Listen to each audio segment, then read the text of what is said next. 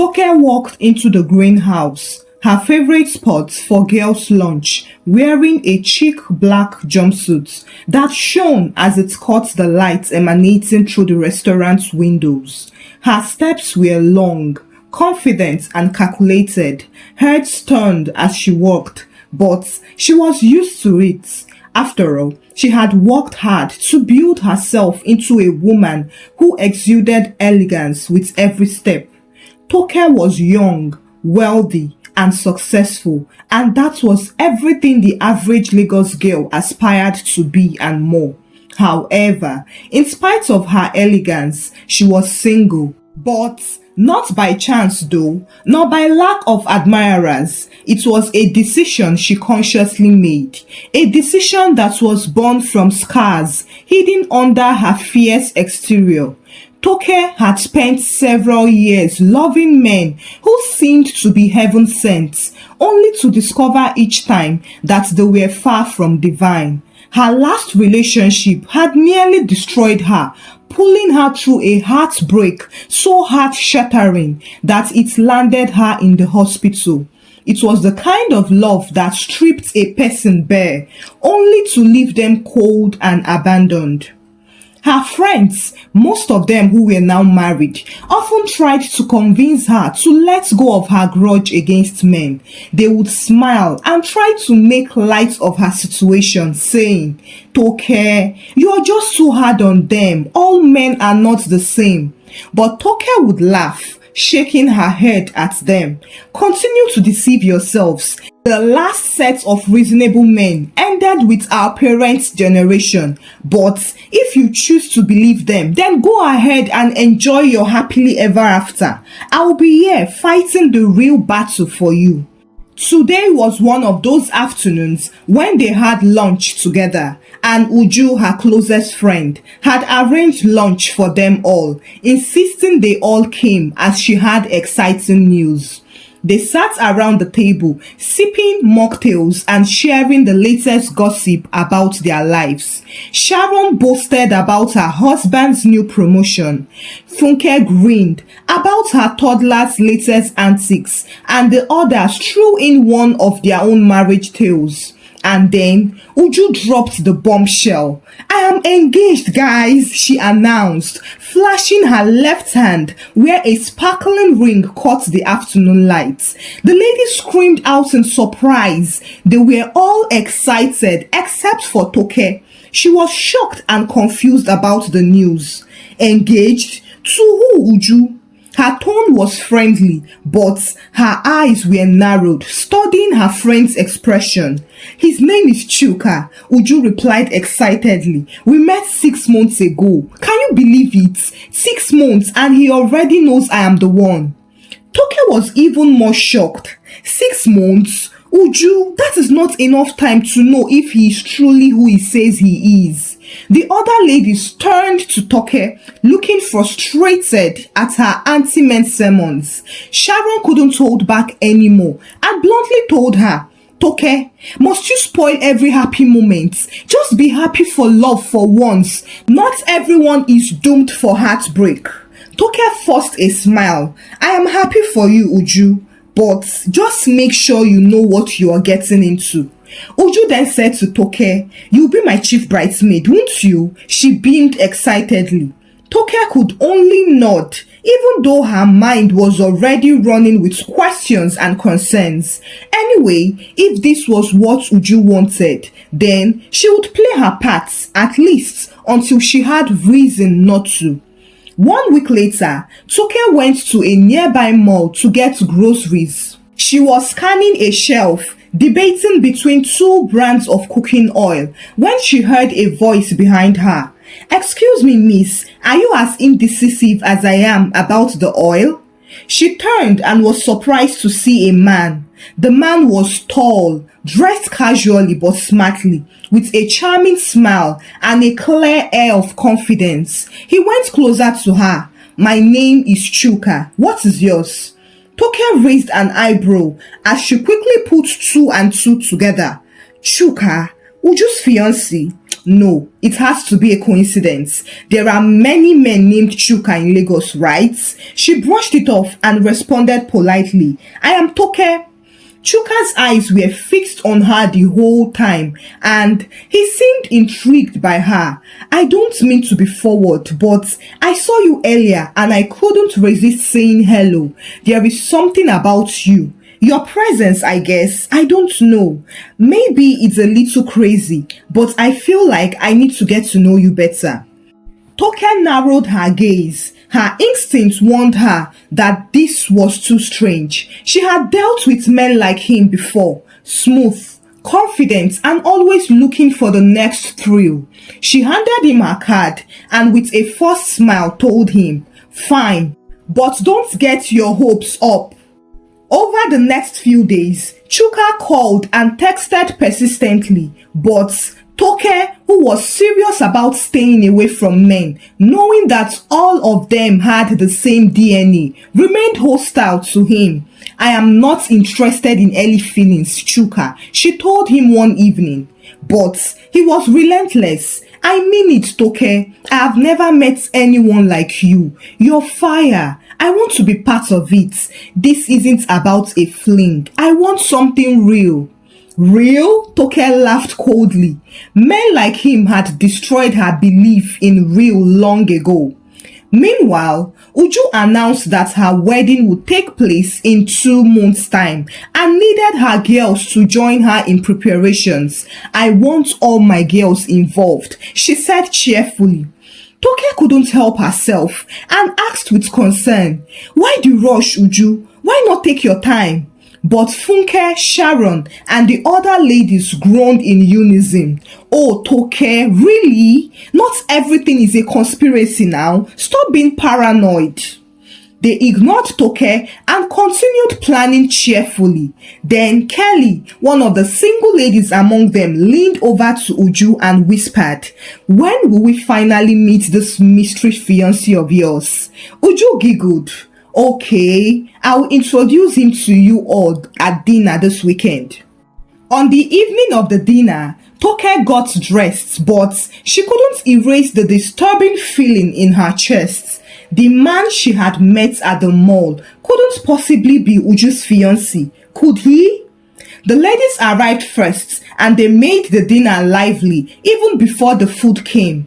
Finally, Uju arrived, holding Chuka's hands and smiling excitedly. Chuka looked just as polished as the day Toke had met him, but his face went pale when his eyes met hers across the table. Toke's lips curled into a cold smile. So it was him. The other ladies were really impressed and complimented Chuka and Uju, claiming they were perfect for each other. Chuka barely looked at Toke's way for the rest of the evening, trying so hard to hide his discomforts. After the dinner ended, they all left, and Toke's phone rang as she stepped inside her apartment. Toke, please, I can explain, Chuka pleaded desperately. Toke rolled her eyes. Explain what? That you are engaged to my friend while trying to date me? It's not like that, he pleaded. If I had met you at first, none of this would have happened. I wouldn't have engaged her. I truly feel something real for you. Toke went crazy.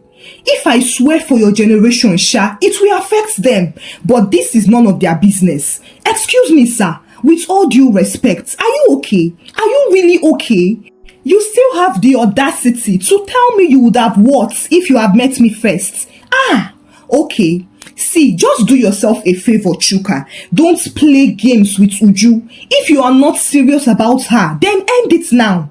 Immediately, she ended the call and blocked his number.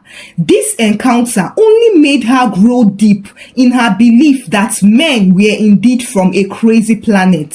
She was confused here. She couldn't sit and watch her friend fall deeper into the trap of that liar. But as much as she wanted to tell Uju, a nagging voice reminded her that her friend wouldn't believe her. Uju was in love, and so she was blind and dumb.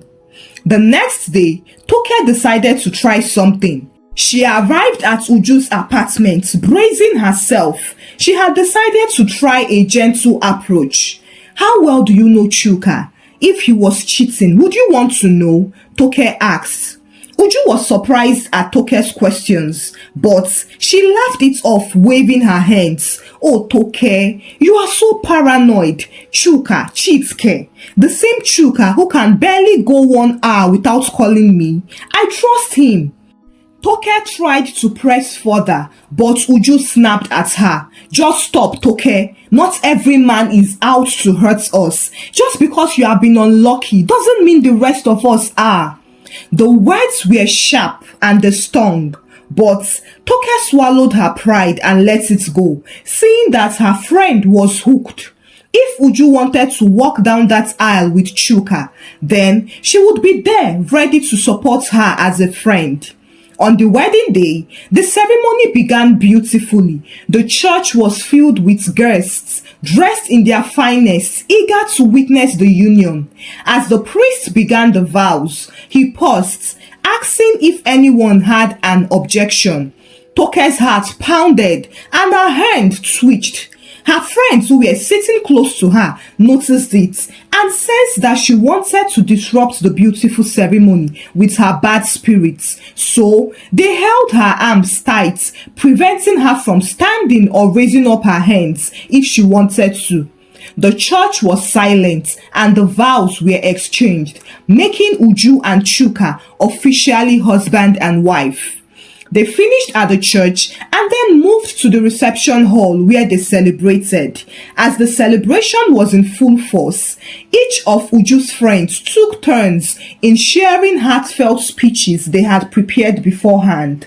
They poured out their hearts to Uju, expressing their love and wishing her a marital life full of bliss.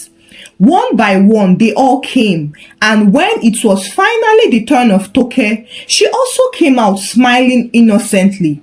She looked at Uju tenderly and began, Uju, I love you dearly, you know that. But sometimes love means saying the hard things, even if it hurts. I'm sorry, but I don't think you're making the right choice. A gasp rippled through the crowd. Uju looked at Toke shocked and confused, but Toke did not mind. She continued, I know you are deep in love with Chuka, this man. He doesn't deserve you. He is a serial cheat and a liar. A loud whoa erupted from the crowd, who were shocked but thrilled by the unfolding drama. Chuka couldn't bear it and rose up violently, denying the allegations. Uju, don't listen to her. She's just jealous of you because I chose you. She has been throwing herself at me, but I kept on turning her down. She's just bitter and envious. Everyone turned to look at Toke with judgmental eyes. Some were even shouting at her already. But Toke smiled softly. She was not bothered one bit, as she had come prepared. She then turned back and pointed at Kelly. Kelly, what were you doing with Chuka last night at the King's Hotel? Do you want to talk about it, or should I show everyone your dirty pictures? Kelly froze and Chuka was shocked. Clearly, he had not expected this. Uju was bewildered and she faced Kelly. Kelly, please tell me she's lying. Tell me Toke is lying. But Kelly couldn't deny it. She was so ashamed. Uju, I am so sorry. I didn't mean for it to happen. It wasn't supposed to be like this. I swear. He kept saying he didn't love you. That he was just... Uju almost choked in disbelief. She stumbled backwards as if struck by lightning. She had heard enough. No, this should be a dream. She clutched her head as hot tears dropped from her eyes. Chuka moved towards her, desperately begging, Uju, please, it is not what you think. I made a mistake, but it is you I love. But Uju stepped back and ran away from the hall. The betrayal and shame was too much for her to bear. Just then, Sharon stood up with fury in her eyes and yelled at Toke, Look at what you have done, Toke. You have ruined your best friend's wedding because you can't have one of your own. Are you happy now? But Toke turned to face Sharon, and her voice dropped to a dangerous tone. Sharon, maybe you should worry less about my single life and more about the fire burning in your own house.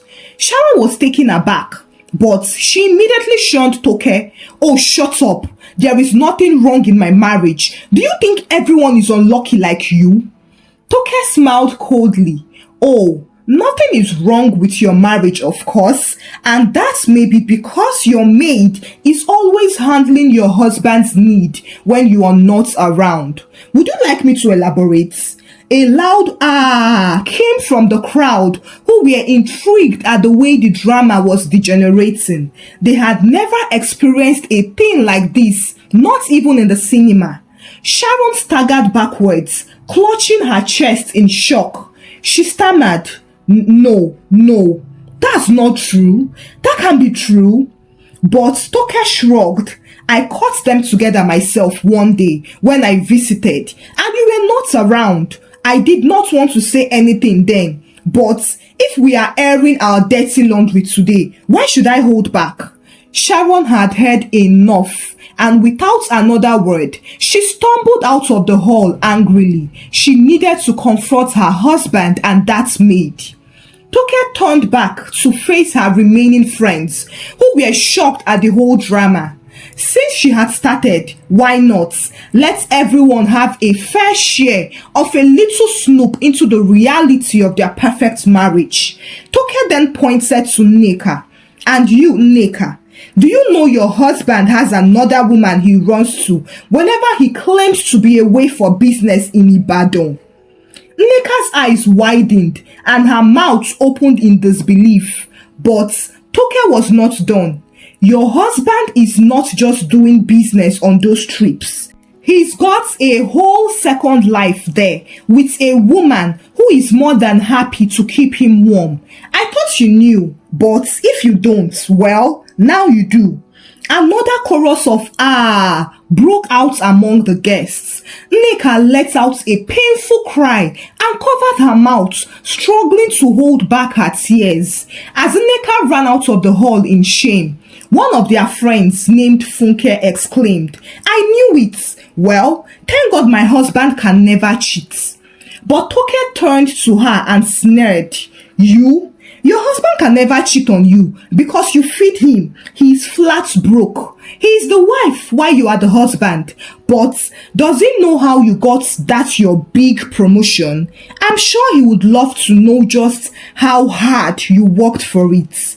Funke's face crumbled and she turned nervously towards her husband, who was standing among the crowd, looking both bewildered and betrayed.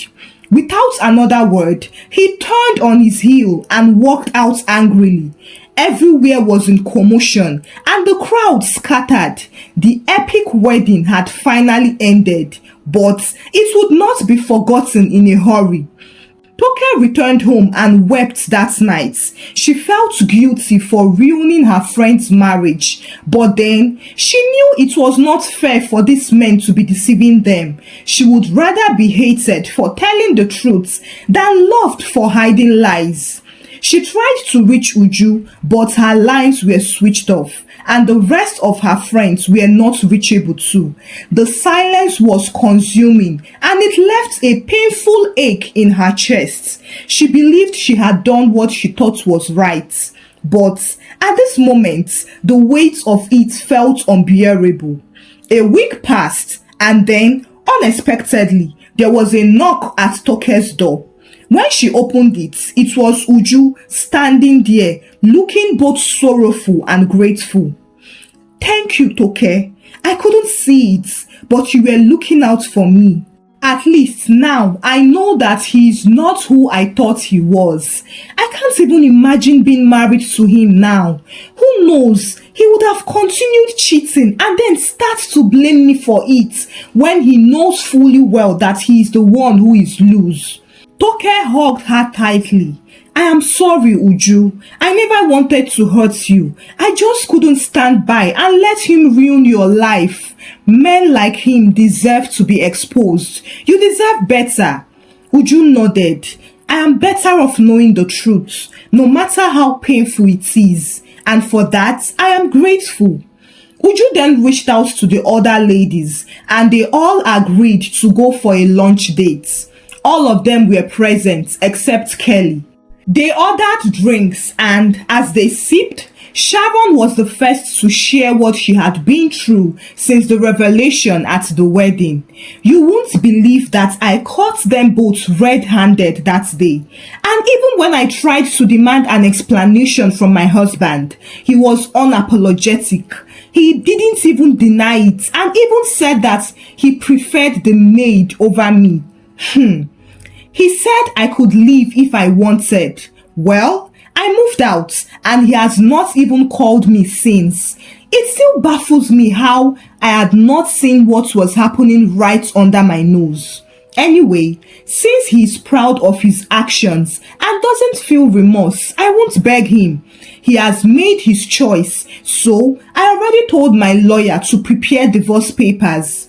Honestly, I think I was just too comfortable with being Mrs. Somebody that I chose to be blind. Now, it is just Sharon and I like it that way. No pretenses, no masks. The ladies sighed deeply and sympathized with Sharon, encouraging her to stay strong. Nneka then spoke up next. Funny thing is, I always had my suspicions, but I was so scared of confronting my husband. But after everything came out, I realized how much of myself I had given up to keep a lie intact. When I confronted him, he confessed and agreed to end things with a lady. We are currently going through therapy and working for reconciliation. It is hard to rebuild the trust, but little by little, I believe since he is willing, things will get better. The ladies were relieved and pledged their support to Nneka whenever she needed them. They then turned to Funke, who had been silent the whole time. My husband is really disappointed in me, but he has decided to take up whatever job he sees, no matter how little, until he gets something bigger, so as to be able to provide for the home. I had to go to my church counseling department to confess, and they are working to reconcile me and my husband together. I know it will take a while, but I am ready to put in the work. Toke heaved heavily and apologized to them for exposing their marriages like that. But they thanked her for being a good friend and for looking out for them. It was better for them to know than to continue being deceived by the men. No matter how painful it was, we can't deny the fact that you helped us bring honesty to our lives and forcing us to confront the truths we might have otherwise ignored. For that, we are grateful. They then asked Uju what she would do with Chuka, and Uju laughed bitterly. Chuka is not even remorseful. He is arrogant and even wants to force me to accept him that way, claiming that his father had 4 wives and they all lived together in peace. Well, I told him that I would never reduce my standards for him. He should go after the women who don't mind being the 50th wife. I have decided to end the marriage on the grounds of deceit. Just then, Kelly walked in looking visibly remorseful. She went up to Uju and apologized. Uju, I can't forgive myself for what I did. And so, if you choose not to forgive me, I will understand. It is the lowest thing I have ever done, and I will carry that shame. I am really sorry. I should have protected you instead of betraying you. Please forgive me. Uju was silent for a moment before reaching out for Kelly's hands. You don't need to punish yourself. We all make mistakes. I have forgiven you. I just want us to move forward and be better. Let's not allow ourselves to be manipulated and used in these men's games. That is all I ask. They both shared a warm embrace and Kelly sat down with them. Toke, who had been listening calmly as they all shared their progress, was impressed and greatly at peace with herself, knowing that the brutal scene she created did not destroy in total, but helped her friends to embrace their truths and become more self-aware. She raised up her glass for a toast to truth, and they all clinked their glasses. Finally, Uju turned to Toke. Toke, I know you have been hurt deeply, and I can only imagine the strength it took for you to stand up to do what you did at my wedding. You risked everything for me, for all of us, and I'll never forget that. Toke smiled softly. I couldn't watch you all live a lie. I thought I was doing it for you, but maybe I needed this as much as you all did. I am tired of carrying all this anger. I think it is time I let it go. Kelly grinned mischievously. Does this mean we'll finally see Toke on a date again? The room erupted in laughter as Toke rolled her eyes. Let's not push it, alright? I'm still figuring things out, one step at a time. But as they laughed together, Toke knew that maybe, just maybe, she was ready to take that step someday. She no longer felt the need to shield herself from everyone. Her walls had served their purpose, but now she was ready to let them down, even if it was just a little. They toasted one final time, raising their glasses high, to truth, to friendship, and to starting afresh. Thank you for watching the story. Kindly share your thoughts about the story. What would you have done if you were in Toke's shoes? Would you have spoken up or remained silent and allowed your friends enjoy their facade? I would love to read your comments. Please share the story out with your loved ones. Subscribe if you've not done so already, and give the story a thumbs up. Until I bring another story your way. Bye!